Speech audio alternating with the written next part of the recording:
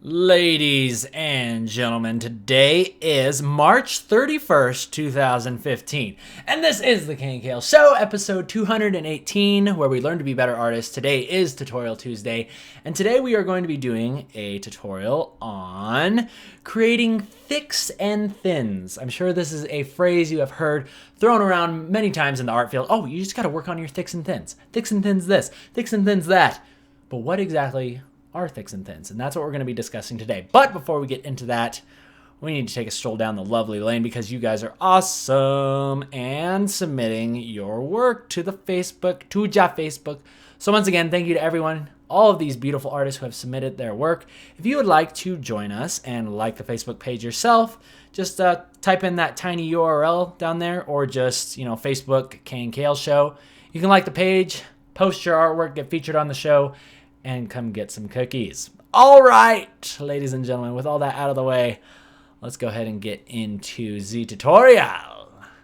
And the first thing that we're going to do is we're going to talk about this. We're going to talk about the actual construction of Tristania, because many of you know Tristana has recently undergone a complete visual update in Ligue de Leyendos, and this was designed not by me. I may have maybe thrown in a couple ideas with those Tristana fan arts that I did, but the credit really needs to go to Jem Lim, who is an amazing concept artist over at Riot Games and one of my favorite coworkers. She actually just started the job probably a few months before I quit working there full time, and she is the designer behind Nami. So many of you know Nami and love Nami. So Jem is responsible for that. And she's just good at creating cute characters. So of course, when I found out that she was working on Tristana, I had no complaints at all. So let's talk a little bit about the design work here. Let's talk a little bit about constructing. And the first thing that I want you guys to notice is that I like to break my own rules, and I like to build off of a head, right? Because I'm the king and I get to say what goes and what doesn't go, right? I can break my own rules, but I teach you guys not to draw off of a head. But when you're doing static poses, I really feel it's not that big of a deal. You can kind of get away. You can cheat it, right? You can cheat it. But if you're ever doing an action pose or anything like that, you never, ever, ever draw off of a head. I've told you not to do that. Okay, but anyway, let's get all that out of the way. Let's talk about construction. I'm going to pause it for just a moment here, and we're going to talk about some things. I know that moving your mouse is not that interesting of a way to teach online, but that's the way that I do it. Okay, so if you don't like it, you can suck it. That's the way we say it on this show. All right, so the first thing that I want you guys to notice is our creation of the character here, Tristana. And first of all, right, we're going to be concentrating on our words and concentrating on our thicks and thins. All right, so the first things that you might notice are such as the big head, big ears, but then we're going to contrast that with it goes down to a small neck and a small arm, right? A small beginning of the arm, but then Tristana has these big gauntlets that create, it doesn't always have to just be the body that creates the thicks and thins. It's just the overall silhouette. So when Tristana has these big gauntlets on her arm, on her lower arm, it gives us this really cool contrasting shape of the small arm going into a large shape, kind of like a Popeye arm. So so that's the first thing that we are doing here. And then another really good example of the thicks and thins that I personally enjoyed, I thought it was a genius call by Jem, was the the big pants, around the knee area, going into I think it's wrapped with some sort of bandage or leather straps around her, basically from the knee down to her feet, to her cute little yordle feet, which curiously don't look like Kennen's ostrich feet. It's just two big toes. She actually has normal feet now, and that's really good. I really feel that that's what the yordles should look like.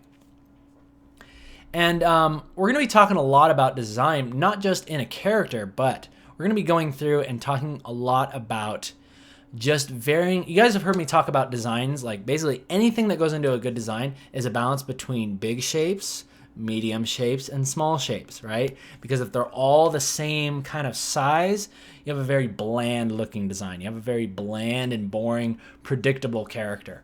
But you want to balance things out by creating large shapes like the hair and the face, smaller shapes or like medium shapes like the gauntlet, and then you have like minute details such as like the wrapping or like the pattern that's happening on the trim of your basically of these bracers or this gauntlet looking thing. And that's basically like probably one of the biggest ways that I like to design is thinking that way, thinking of large shapes with little trims around the edge. And we'll go into detail on that. And we're just going to go through this entire drawing and kind of pick out wherever we can find thicks, thins, and the balance of our 3 different ratios, large, small, and medium. And we're going to take a look at the like their occurrence, right? Because if you notice, there's actually a pattern that happens. There's a very interesting pattern that happens. And it's usually, right, it doesn't go from large to medium to small. It usually goes large, small, medium, right? The small divides the medium and large shapes. And I bet if you look closely, you can already see some areas where that's happening, such as in like the goggle area. See how you have this medium lens shape, and then you have a small kind of trim there, and then you have a medium-sized little wrapping there, or rather just another material on the goggles. On the goggles! But that's enough of the time lapse. Let's go ahead and get into the actual Photoshop. Let's get into the Photoshop part of it. Photoshop bit of it. And let's go through this. Okay, so first thing I'm going to do is we are going to dial that back a little bit. And let's talk about thicks and thins, shall we? Let's talk about thicks and thins. Let's dissect Tristania. Okay, so the first thing that we're going to do is, like I said, we're just going to be making a bunch of notes. So one of the biggest shapes that I want you guys to pay attention to is, again, you got the head shape here, followed by these giant ears. But notice how within the ears, you have another shape, and that is this right here. This shape basically represents your medium shape, right? And then outside, it's just an ear, but don't you see how much more interesting it is to have a small bit of the ear showing, say, here, and then a larger portion here, as opposed to having it be the same size all the way around? Like if the ear looked more like that, see how it already starts to kind of look a little bit weird? It just feels unnatural. So you want to consider that. Whatever you got to do, like if you got to fudge the angle or whatever, just make sure that you're always considering, varying areas and varying spaces. Okay, going into the goggles, you have your medium lens shape. You have your small little trim here. Then you have another small, right? And then you have a medium, or I guess this could be technically the large. In fact, the large pieces I will actually color in. I will color in our large shapes. So those are things like the face. In fact, I'll just give her cute little blush lines. There we go. That works. Okay, but now let's move into the body as well. Okay, so you're going to have like a small neck shape and a small arm shape right here. This is probably one of the best examples of this. And the reason why I'm teaching you guys this is because this is what video game companies really start to look for. Or just not even video game companies, but just like anything that has to do with like animation or character design, or whenever someone says something to you like, I just feel like it needs to be more stylized. The character is a little bit too bland. It's too normal looking. It needs to be more stylized. This is what they're talking about here. Like if you compare, a good example is, you compare this Tristana to the old Tristana. The old Tristana is very kind of squat looking, and she doesn't have a lot of varying shapes. She doesn't have a lot of varying shapes of thicks and thins, or smalls, mediums, and larges, okay? But anyway, okay, so this is what I'm talking about. See how you have a small area here, and it just goes to this massive gauntlet that sits on her arm. Those are the things that people like to look for. And the reason why we like this as humans is because it adds variety. It adds variety to our piece, and our eyes just enjoy looking at varying degrees of detail and shape, okay? And I think the reason why this is because it's very much prevalent in nature. Like you look at anything natural, like a plant or just any sort of like organism, like close up, you know, under a microscope. It's a good example of just the things that we're talking about here: larges, mediums, and smalls, and varying degrees of that. Okay, so check this out. Same thing here, even in the clothes. See how we have this upper shape right here? This is all one material. Then it's separated by that little trim, and then you have a medium shape right there. So there's our large shape. Okay, again, filling in all of our large shapes. Now I want to talk to you guys about trim. Trim is probably one of the best ways that you can accomplish this without even really needing to think about it, right? So say for this earring. So see how the trim on the outside is small shape, and then big shape on the inside, okay? Inside. And it doesn't always have to be like a large, a small, and a perfect medium. You know, it's just like, keep in mind, you just want to vary between larges and smalls, okay? Same thing with the gun. Check this out. See, you got your large shape right in here, followed by, you guessed it, two smalls. Two smalls. And then these shapes are technically big ones too. You know, you got some big shapes going on here as well.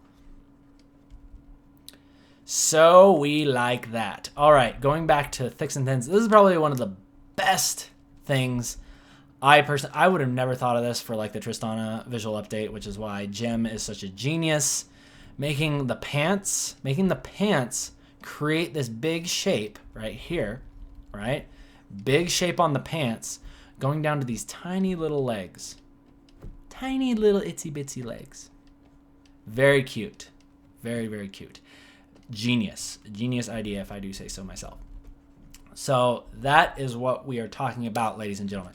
So if you want to have interesting characters, you want to make sure, like if you feel like your character is looking a little too normal, kind of boring looking, it might be your thick to thin ratio, might be your large, medium, small ratio. Take a look at those things because, and here's basically what my buddy Iron Stylus summed up when he taught me how to design. I went up to him and I said, Mike, actually I just call him Marino. I say, Marino, how the heck do you design something? He's like, Keenan, I'll teach you how to design everything. Everything that you will design will follow this. Whoops, just realized I've been zoomed in this whole time.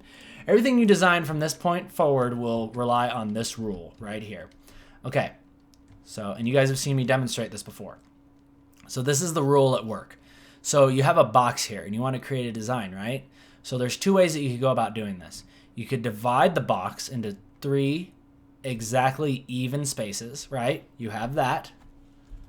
And then your second design is going to, whoops. All right, let's do it like this. I know what I'm doing. Never make mistakes on the show. Okay. So we got one box here, one box here. Okay, so the first box, you divide it perfectly in 3 spaces. That should not be there. Just disregard that. That already makes it more interesting. And then your second design is going to look like this. A large space, followed by a small space, and a medium space. And see how automatically this becomes much more of an interesting design? And so, now what Marino went on to say was, and shapes that are interesting to use in your designs are things such as, hey, what types of shapes are prevalent in this Tristana? Diamonds. Whoa, diamond shapes are interesting to use. He likes to use basically anything that's not a perfect square, a circle, or anything that's necessarily like symmetrical. So he says like diamonds are good. Well, I guess a diamond is symmetrical, but you know what I mean. Like something that is a little more interesting than this. Like a diamond is symmetrical only one way, right? If you make it like a long diamond like this. Teardrop shapes are also interesting. Again, they're only symmetrical if you divide them in half that way, not the other way. Trapezoids. And I'm sure you can think of a slew of many other shapes that you can use.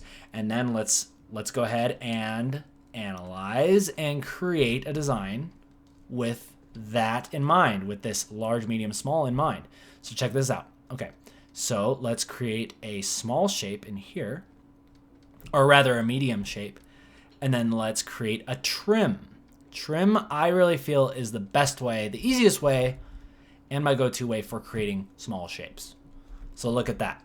We've instantly created a design that's interesting to the eye because it's balanced, because it's all balanced. Everything's good. Everything's good. Okay? Same thing with this one. If I was to create one off the top of my head, again, easiest thing to do is just go for the trim and then something like, that, Very, very simple stuff. So I would urge you guys to try this out for yourself. Try out making a couple different designs using this thick to thin ratio as well as your large, medium, small technique. Try it out. You might be surprised with what you can come up with.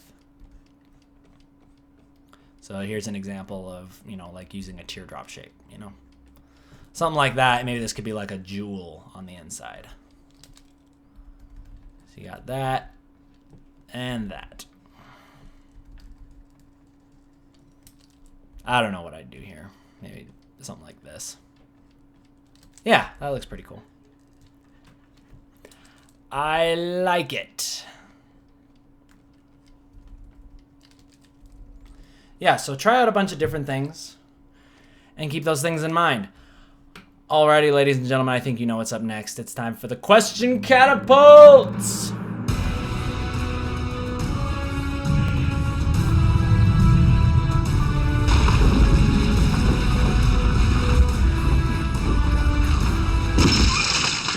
All right, ladies and gentlemen, please cast your questions over the castle walls, as has been instructed in the video, and I'll answer them. Already got some questions coming in here from, let's see. Oh, asking about my tablet. I like to use the Intuos 4. I feel it's a little more responsive than the Intuos 5. No offense to anybody who has one of those, but I just feel like, because I'm constantly doing this thing, where like I have the pen, and then I'm like flipping it around to erase all the time. And I feel that on the Intuos 5, the response rate between going from here to here, sometimes it doesn't pick up that I flipped the pen and I'm using the eraser now. It thinks that I'm still on this end. So I have to like touch it to that side and then like flip it to the other side. I don't know. Maybe it's like a glitch with my little brother's tablet, but yeah, I use an Intuos 4. People talking about free paint programs. I haven't used many other than creatively acquired versions of Photoshop. But what's really nice is there's a bunch of new paint programs coming out, like Clip Studio is really nice. Manga Studio, I'm sure many of you guys have heard of that. There was another one that was, I think it's called Paint Storm. I think you can get that for like $20 a month. The nice thing about even Photoshop, what they've done now, is that you can actually buy these things, or you can subscribe to them for $20 a month instead of having to pay like $1,000 out of your pocket, like you used to. Now it's just like $20 a month if you want to get just Photoshop. And I think it's like $50 for all of the Adobe programs. So it's really nice. Really, really nice. Let's see. Was there anything else that I wanted to go over on this? Let's go ahead and just review everything that we've learned today and what you're going to do with all your characters from now on. Now that you know about the 3 rules, or rather the rule of 3. The rule of 3 and your thick to thin ratio. Rule of 3. Rule of 3 is your good old create a shape and then divide it into a large portion, large, medium, and small, right? Large, medium, small. That's your rule of 3. Thick to thin. Thick to thin is thick to thin, aka stylize it more. Whenever you hear this, now you know what to do. Thick to thin, aka style, right? Style. That's what we all like. Creating big shapes, followed by small shapes, followed by other small shapes, followed by a big shape, right? And then this whole gun is a big shape compared to, like her arms, and even Tristana herself is very thin and cute and small, contrasted with a very large gun. All right, final questions coming in. Swiss Fonda is asking, what do I think about gesture drawing? Now, are you referring to life drawing? Because if you are, I think that life drawing and gesture drawing is one of the best ways to learn about flow. You guys always hear me talk about flow in pieces.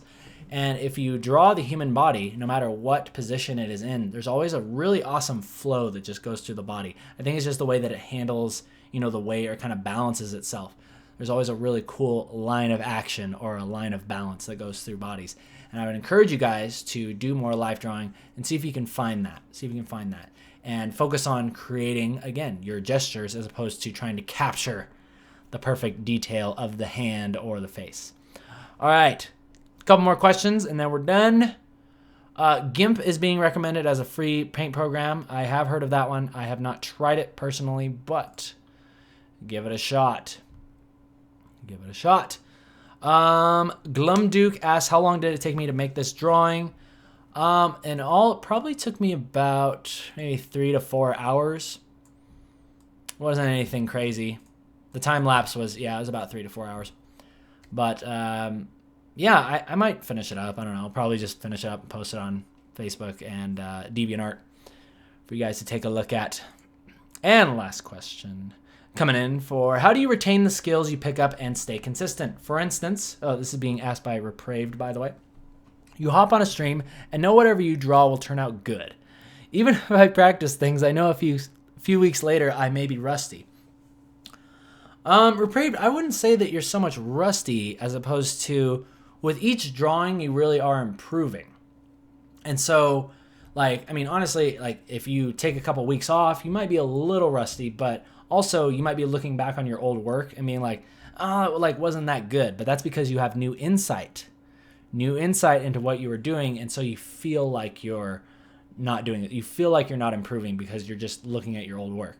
But I would recommend that you just stick to your guns. And also, if you didn't watch last week's Thoughtful Thursday, you should definitely take a look at that, because then you'll realize that if you do a stream or do art and you show it to the world, really in the end, nobody really cares, right? You're supposed to be doing this stuff for you. Do this stuff for you. I'm doing this show for me, right? You guys get to benefit from this and watch it too, but I'm doing this because of what it is making of me, and I wanted to improve my skills. I wanted to improve my skills with being a presenter, being a leader, and all that good stuff. So, I would focus on doing it for yourself. Don't worry about it being rusty. Just keep in mind that you are improving and seeing ways that you can improve each and every time. All right, ladies and gentlemen, we're going to end today's show. Thank you guys for joining me live on Twitch as usual.